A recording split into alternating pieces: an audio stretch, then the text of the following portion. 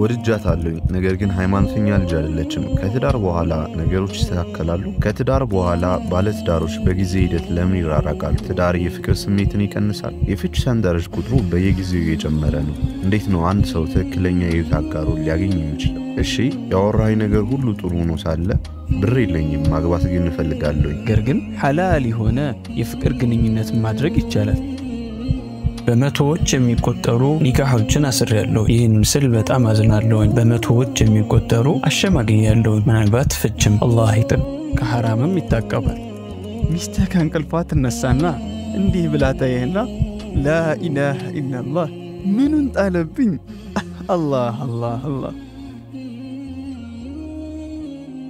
وخلقناكم أزواجا And we created you in pairs እንኳን በደህና መጣ ስላንተ ማወቅ እንፈልጋለን እባክህን ራስህን ታስተዋውቀናለህ እኔ ወንድማችሁ የህያ አደል ኢብራሂም ካናዳ ተወለድኩኝ አውስትራሊያ ነው የምኖረው የዘር ሐረጊ ግብጻዊ ሲሆን ባለቤቴ ቱርካዊት ነች ስለዚህ የቅርብ ጎረቤታችሁ ነኝ ማለት ይቻላል ማሻአላህ አውስትራሊያ ውስጥ ኢማም ነኝ በአውስትራሊያ ኢማም ያጋባልም ያፋታልም አስቸጋሪ ስራ ነው ልጆች ሲወለዱና ያለን ደግሞ ወደ መቃብር ሲሸኙና ያለን ይሄ አላህ Subhanahu Wa Ta'ala ቡራኪ እና በሁላችንም ህይወት ውስጥ የተወሰነ ጊዜ አለ ከጀግና እስከ ህልፈተ ህይወት ከጋብቻ እስከ መፋታት አላህ ይጠብቀን በመቶዎች የሚቆጠሩ ኒካሖችን አስሬያለሁ ይህን ምስል በጣም አዝናለሁ በመቶዎች የሚቆጠሩ አሸማግያለሁ ምናልባት ፍችም አላህ ይጠብቀን ማግባት የሚፈልግ ሰው አለ እንዴት ማግባት እንዳለበት ግን አያውቅም የፍቅር ግንኙነት حرام ከሆነ ለአቅመ ትዳር የደረሰ ሰው ማግባት ሲፈልግ እንዴት ነው የሚያገባው ሂደቱስ ምን ይመስላል የፍቅር ግንኙነት ኩፋራዎች እንደሚያደርጉት ወይም የህይወት መንገዳቸው እስላማዊ ያልሆኑት እንደሚያደርጉት ከሆነ حرام ነገር ግን ሐላል የሆነ የፍቅር ግንኙነት ማድረግ ይቻላል ትክክለኛ የህይወት አጋርህን ማግኘት ትችላለህ ከፌስቡክ ከኢንስታግራም ከትዊተር ማግኘት ትችላለህ አየይ እኔ እዚህ ታገኛለህ አላልኩ ይህች ልጅ ለኔ ትክክለኛዋ ሴት ነች ብለስታስብ ስራህ በአእምሮህ ላይ የፍቅር ታሪኮችን መፍጠር አይደለም ብዙ ሰዎች ይሄንን ያደርጉና ልባቸው ይሰበራል ምክንያቱም በመናባቸው ያንን የፍቅር ታሪክ ፈጥረዋል በተለይ እህቶቻቸው የሆሊውድ ፊልም በመስለ ሐሳባቸው ስለዋል خلاص ልክ እንደ ታይታኒክ ታውቃለህ አለቀ لا ዲኑን መከተል አለ ሶስት ቀላል የትዳር እርከኖች አሉ የመጀመሪያው እርከን ሰውየው ይሄንን ሲያደርግ ከአንድ ነገር በላይ መሆን አለበት እኛ የሰው ልጆች በሶስት ክፍል ተገኝተናል አካላዊ አእምሮዊና መንፈሳዊ ሩህ በውስጣችን ያለው ነፍስ አቅል አእምሮ በደን አካል አንድን ሴት በአካለ ቁመናዋ ብቻ ያለ አእምሮና የነፍስ ጥምረት ደስተኛ የትዳር ህይወት መፍጠር አይቻልም ዲኑን ብቻ ነው የምፈልገው ብለህ ስትመለከተ አዑዙ ቢላሂ ሚነሽ ሸይጣን الرجيم ካልክ ይሄ ሊሰራ ይችላል በጣም ቆንጆ ሆና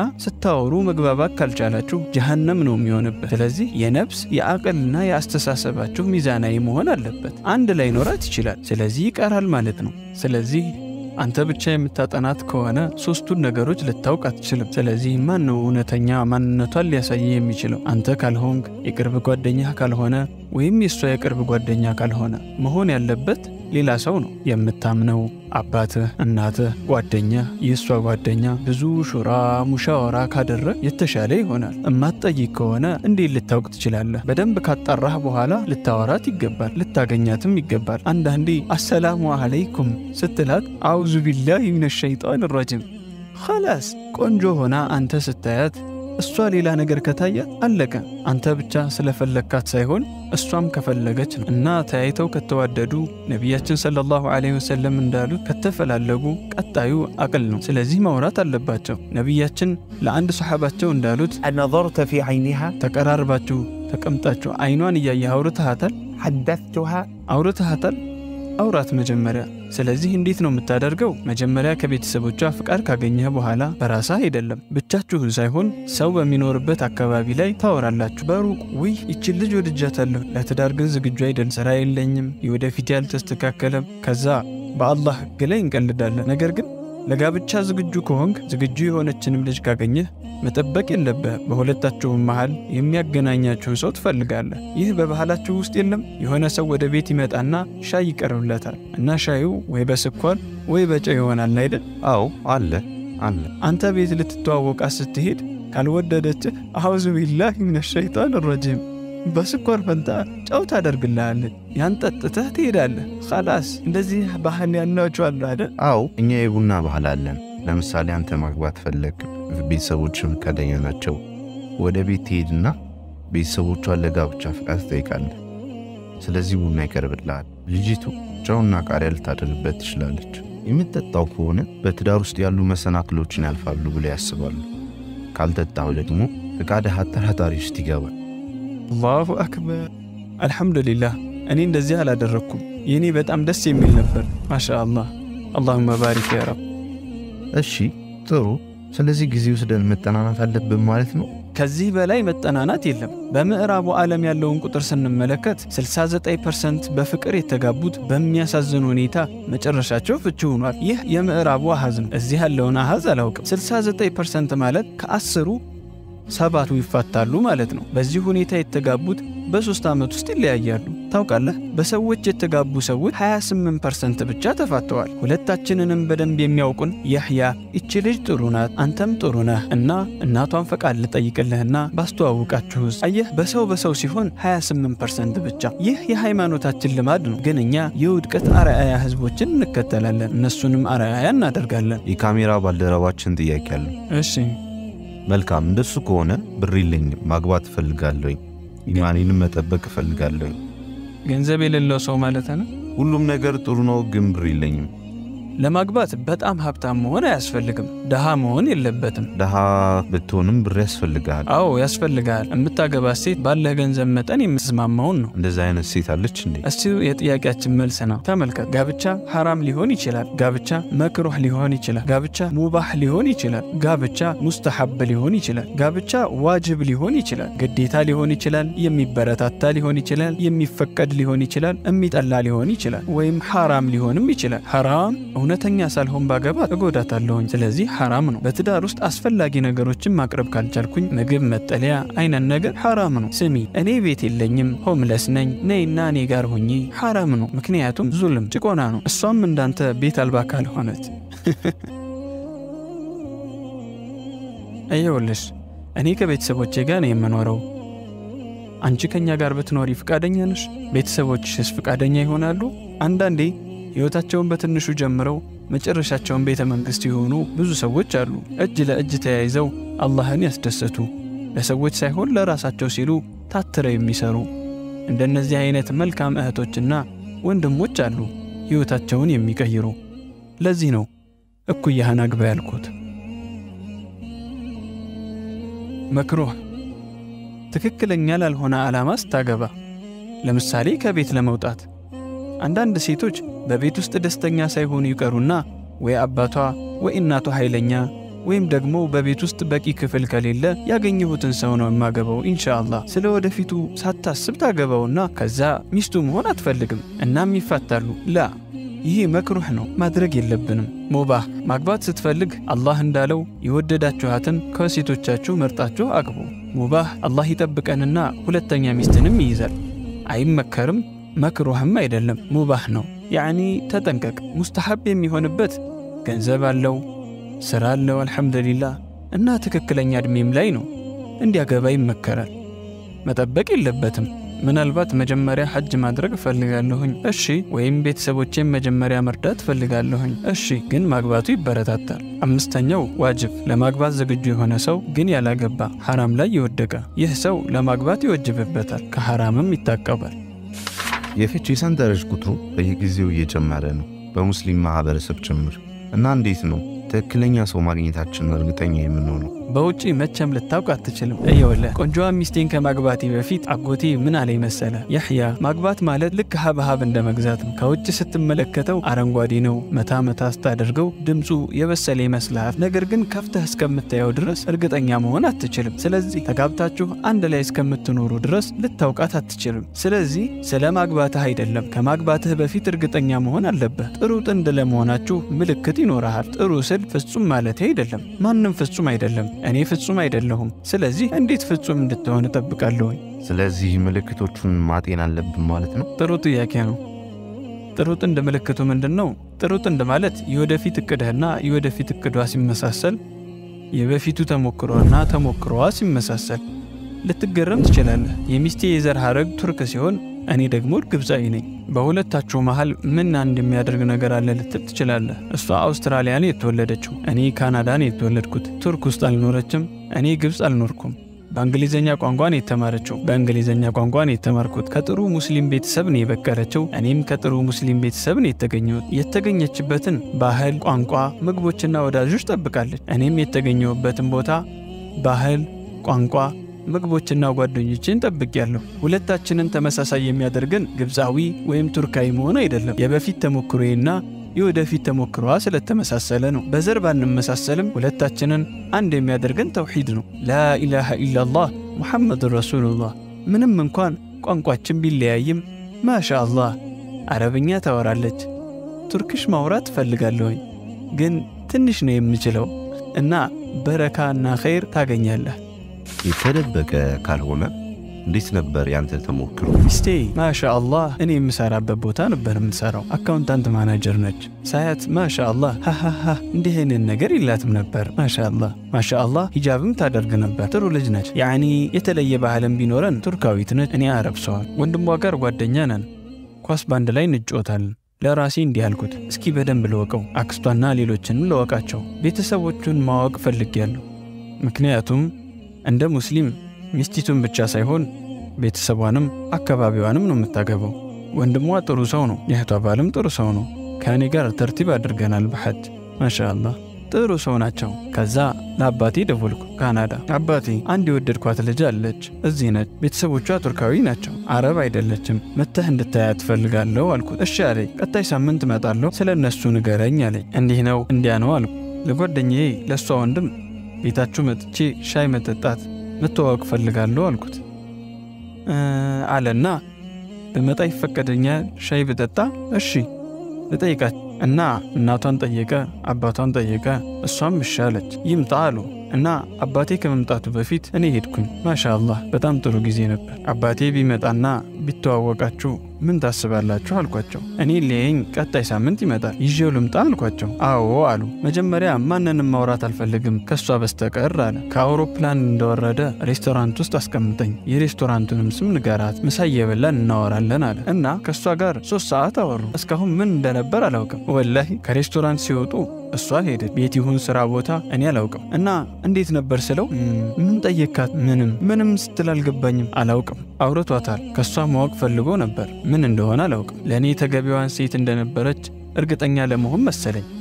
አላውቅም። ስለ እኔ ሁሉንም ነገር አጫውቷታል። የምትፈልጊውን ንገሪኝ እነግርሻለሁ ብሏታል። ምን እንደጠየቃት አላውቅም፣ ምን እንዳለ አላውቅም። ይሄ ሱና ነው፣ ይሄ ዲናችን። ስለዚህ የምትፈልገውን ነገር ነግሯታል። እሺ አሁን ምን አልኩት። ደውልላቸው እተዋወቃቸዋለሁ አለኝ። ነገ ማታ ይምጣ፣ እራት አንድ ላይ እንመገባለን አሉ። 2 ሳምንት ቆየ።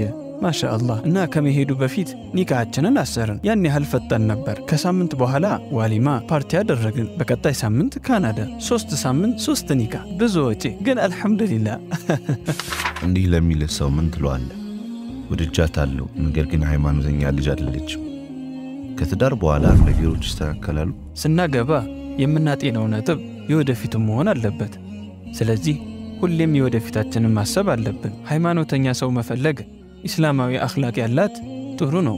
ነገር ግን ብቻውን መስፈርት አይደለም። ነቢያችን ሰለላሁ ዐለይሂ ወሰለም ለአላህ ውዴታና ፍራቻ ያላትን ቅድሚያ እንድንሰጥ አስገንዝበውናል። በአላህ ሱብሓነሁ ወተዓላ ላይ ፍራቻ ያላት ነገሮች ጥሩ ሳይሆኑ ሲቀሩ ታጋሿል። በተመሳሳይ ውጫዊ ላይ ተመርኩዘን ሃይማኖታዊ ስንል ምን ማለታችን ነው? አልባሳትን ተመልክተን ነው ወይስ የተወሰኑ ቃላትን ሰምተን ነው? እምነት በልብ ውስጥ ነው ያለው። አላህ ሱብሓነሁ ወተዓላ ነው የውስጥን የሚያየው። ሰውን ልክ ሙሉ ባህሪውን አጤነው። ትምህርቱን፣ ቤተሰቦቹን፣ ዕድሜውን፣ ስራውን፣ የህይወት ግብ፣ ራዕዩን። ስለዚህ እነዚህን ነገሮች ከግምት ውስጥ በማስገባት ተገቢ ሰው ነው ወይስ አይደለም የሚለውን ትወስናለህ። ለአንድ ጥያቄ አንድ መልስ ብቻ በጭራሽ አትስጥ። ማሻአላህ ምንም እንኳን ጥያቄ ሃይማኖተኛ ናት ቢሆንም። ስለዚህ ሃይማኖተኛ መሆን በቂ አይደለም ማለት ነው ላንተ? አዎ በቂ አይደለም። ሚስትህ ሃይማኖተኛ ባትሆን ታገባታለህ? አልሐምዱሊላህ ሚስቴ ሃይማኖተኛ ናት። ግን ሃይማኖተኛ ባትሆን ታገባታለህ እንዴ ከሆነ በፍጹም። ሃይማኖተኛ ስትል ግን ምን ማለት ነው? ሰላቷን የምትሰግድ የምትጾም፣ እንደዚህ አይነት ነገር የምታደርግ። እሺ የሆነ ሰው ብዙ ጊዜያት 5 አውቃት ሰላት ይሰግዳል። አንዳንዴ ያመልጠዋል። ሃይማኖተኛ አይደለም ማለት እንችላለን ወይስ የተሻለ ሃይማኖተኛ መሆን ይፈልጋል? እንደነዚህ አይነት ነገሮች ምናልባት አንዳንድ ጊዜ ከውጭ በጥልቀት ስለምናስተውለው ነው፣ ከውስጥ ሳይሆን። ሃይማኖተኛ መሆን ከመስገድም በላይ ነው። ባህሪውና ሌሎች ነገሮችን አይደለም። መመራት ከአላህ አዘ ወጀል ነው። ዲን ኢንደላህ አልኢስላም ከአላህ ነው፣ ከእኛ አይደለም። አንድ ሰው ከፊት ለፊትህ ተቀምጦ ሃይማኖተኛ ይመስልሃል፣ ግን አይደለም። አንድ እህት አለችኝ፣ እኔ ነበርኩ ኒካህ ያሰርኩላቸው። ማሻአላህ በመጀመሪያው በጣም ደስተኛ አድርጎኛል አለች። ማሻአላህ ረጅም ጺም ነበረው፣ አለባበሱም ደስ ይላል። ማሻአላህ ከ3 እና ከ4 ወራት በኋላ መጣችና ሼህ ያህያ ያገባሁት የፈጅር ጺም ነው፣ ፈጅር ሶላት አይሰግድም፣ ጺሙን ነው እንጂ ፈጅር የሚሰግድ ባል አይደለም ያገባሁት። ጺሙን ብቻ ብንመለከተው ከውጭ ነው፣ ከውስጥ አይደለም። አመል፣ አቅል፣ የምናዘወትረው ተግባር፣ ቤተሰብና ጓደኛውን ከአንድ ነገር በላይ መታየት አለበት። ፍቅር የትዳር ስሜትን ይቀንሳል። ከትዳር በኋላ ባለትዳሮች በጊዜ ሂደት ለምን ይራራቃሉ? እንደ ቀደምት ጊዜ ስለምን አይሆኑ? ትዳር ፍቅርን ማሳደድ ነው። ከትዳር በፊት ፍጹም ፍቅረኛ አንሆንም። ከጋብቻ በፊት 5 ደረጃዎች አሉ። የመጀመሪያው ደረጃ የፍቅር ደረጃ ይባላል። ሁሉም ነገር እጹብ ድንቅ ነው። ማሻአላህ ወደ ቤት ትሄዳለህ፣ ኒካህ አልታሰረም፣ ትሄድና ማሻአላህ ቀመጣለህ፣ አይኖች የሚያዩት ነገሮች ሁሉ ደስ ይላሉ። ሁለተኛ ደረጃ የጫጉላ ሽርሽር ይባላል። ኒካህ ታስራለህ፣ ሁሉ ነገር ጣፋጭ ይሆናል። ማሻአላህ። ሶስተኛው ደረጃ ግጭት የሚባል ደረጃ ነው። በሁሉም ሰው ህይወት ላይ መጣላት ያጋጥማል። በምሽቱ አጋማሽ ሊሆን ይችላል፣ ከጫጉላ ሽርሽር በኋላ ሊሆን ይችላል፣ ከ1 ወር ከ2 ወር በኋላ ሊሆን ይችላል፣ ከዓመት በኋላም ሊሆን ይችላል። ወይስ ከእንቅልፏ ትነሳና እንዲህ ብላ ታየና ላኢላሃ ኢላላህ ምኑን ጣለብኝ፣ አላህ አላህ አላህ ምን ሊፈጠር ይችላል? አላሁ አክበር። ትመለከታትና ይህን ታደርጋለች፣ ይህ ደስ አይለኝም። ስለዚህ አእምሮ ውስጥ ዝርዝር ታዘጋጃለህ። አንተም ዝርዝር ስታዘጋጅ እሷም ታዘጋጃለች። አንተ እኔ ይህን አልወደድኩም ስትል እሷም ምን ይህን አልወደድኩም ትላለች። ስለዚህ ፕሌኗ ትከሰከሳለች። አራተኛው ደረጃ መነሳት ይባላል። እንዴት በግጭት ውስጥ መስማማት እንዳለባችሁ ትማራላችሁ። እንዳትጎዳዱና እንዳትሰባበሩ። ነቢያችን ሰለላሁ ዐለይሂ ወሰለም እንዳሉት ሴት ልጅ የተሰራችው ከወንድ ልጅ ጠማማዋ አጥንት ነው። ሊያስተካክላት የሞከረ ይሰብራታል። ሕይወታችሁን እንዴት አስደሳች መሆን እንዳለበት መማር አለባት። ሐሳቧን መስማት አለብህ። ምንም እንኳ ከአንተ ፍላጎት ውጭ ቢሆን አስተሳሰቧን መረዳት አለብህ። አንተ ከዚህ ወደዚህ በቀጥታ ስትሄድ፣ እሷ ደግሞ ከርብ ስትሄድ፣ ነጥብ ግን ያው አንተ ያልክበት ቦታ ነው። ስለዚህ ተዋት። ይሄ የነቢያችን ሰለላሁ ዐለይሂ ወሰለም ሱና ነው። የተወሰነ ልትለያዩ ትችላላችሁ፣ ግን አንተ የፈለግከውን ትሆናለች። ስለዚህ ተዋት። ይሄ አራተኛው ደረጃ ነው። መጣላት ጥሩ ነገር ነው። መጣላት ግን በመከባበር ላይ ነው። መጥፎ ቃላትን ያዘለ መርዝ ንግግር መናገር አይደለም። መዝለፍ፣ ልብን መስበር አይደለም። አካላዊ ጉዳት ማድረስም አይደለም። ስሜትህን መግለጽ አንደኛው በሌላኛው ላይ ጉዳት ሳያደርስ ጥሩ ነው። አምስተኛው ትንሣኤ ደረጃ ወይም አውቶፓይለት ይባላል። የእርስ በእርስ ገደባችንን ማወቅ። ከፍ ብዙ መራቅ የለብህም። ትጣላላችሁ፣ እንደገና ትታረቃላችሁ። ልክ እንደ አውቶፓይለት፣ ልክ እንደ ቤተሰቦቻችን ማለት ነው። የ50 ዓመት ማሻአላህ 60 ዓመት 70 ዓመት አንጋፋ ሰዎች እድሜ ልካቸውን ተጋብተው እንደኖሩ አንዳንዴ ደስተኛ ይሆናሉ፣ አንዳንዴ ደስተኛ ይሆኑ፣ ነገር ግን መስመራቸውን ያውቃሉ። ፕሌንህ አውቶፓይለት ላይ ነች። ሁሌም አውቶፓይለት ላይ ነች። ማሻአላህ ይወርዳል፣ እንደገና ይነሳል። ማሻአላህ። ሴት ልጅ ልታገባ ስትል ምን ትመክራታለህ? የሱሐባዋን ምክር። አንዲት ሱሐባ ልጇን እንዲህ አለቻት፣ ላ የራ ሚንኪ ኢላ ኸይር። ጽድት ብለሽ ይመልከትሽ፣ ልብስሽ፣ ሰውነትሽ፣ ጸጉርሽ ጽድት ይበል። ወላ የሽሙ ሚንኪ ኢላ ጢብ ሪሕ። ጥሩ መዓዛ ይኑርሽ፣ ተጠንቀቂለት፣ ሲርበው ሲደክመውና ማረፍ ሲፈልግ። ወሑስኑ ተድቢሪ ፊል አውላድ ወልማል። ልጆቹን የምታሳድጊበትና የምታስተምሪበትን መንገድ ተጠንቀቂ፣ ገንዘቡንም አታባክን። አምስተኛና ስድስተኛ በጣም ጥሩ ነው። አዕኒኪ ዐላ ማ ጠለበ አላሁ ሚን። ሱብሓነላህ፣ አላህ እንዲያደርግ ያዘዘን ነገር እንዲያደርግ አግዥው።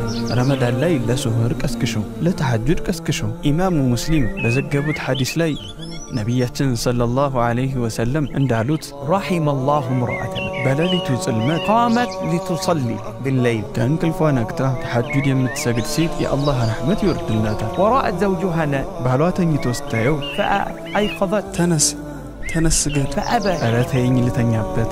ፈነضሐትሁ ቢልማእ ከዛ ውሃ ይዛ ትመጣና ትረጨዋለች፣ አትደፋበትም። ልክ እንደዚህ ረጨት ረጨት። ፈስተይቀዘ ፈሰላ። ሁለቱም ተሐጁድ በጀማዓ ለጌታቸው ይሰግዳሉ። አላህ ቤታቸው ላይ ረሕመት ያመጣል። አዕኒሂ ዐላ ማ አመረሁ አላሁ ቢህ። አላህ እንዲያደርግ ያዘዘውን እንዲያደርግ እገዡ።